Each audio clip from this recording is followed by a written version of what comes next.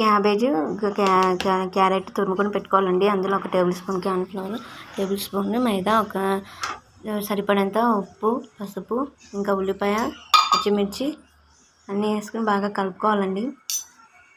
కొంచెం ధనియాల పొడి, కొంచెం జీలకర్ర పౌడర్ కూడా వేసుకోవాలండి. ఆ తర్వాత ఇంకొంచెం తగినంత సాల్ట్ వేసి చూసుకొని మళ్ళీ అలాగ బాగా కలిపేసుకోవాలండి.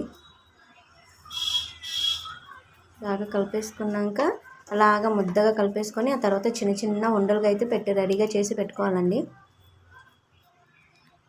ఇంకా పెనం మీద ముగ్గురు పెట్టి ఆయిల్ వేడయ్యాక ఇలాగ ఉండలన్నీ ఎర్రగా అయ్యేలా చేసుకోవాలి. రెసిపీలో కనిపించిన ఉల్లిపాయ, పచ్చిమిర్చి, కరివేపాకు, అల్లం, వెల్లుల్లి చిన్న చిన్న ముక్కలుగా తంపుకొని అన్ని ఇందులో వేసి ఫ్రై చేయాలండి. అందులో కొంచెం జీలకర్ర పౌడర్, ధనియాల పౌడరు, కొంచెం కారం, కొంచెం సాల్ట్ వేసి కూడా కలుపుకోవాలండి.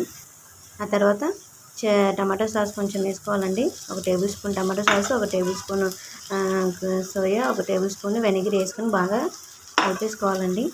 కలిపేసుకున్న తర్వాత ఒక టేబుల్ స్పూన్ వాటర్ కూడా వేసుకొని కొంచెం కలిపేసుకొని అలాగ ఒక 5 మినిట్స్ అయ్యే వరకు అలాగ మరిగించాలండి.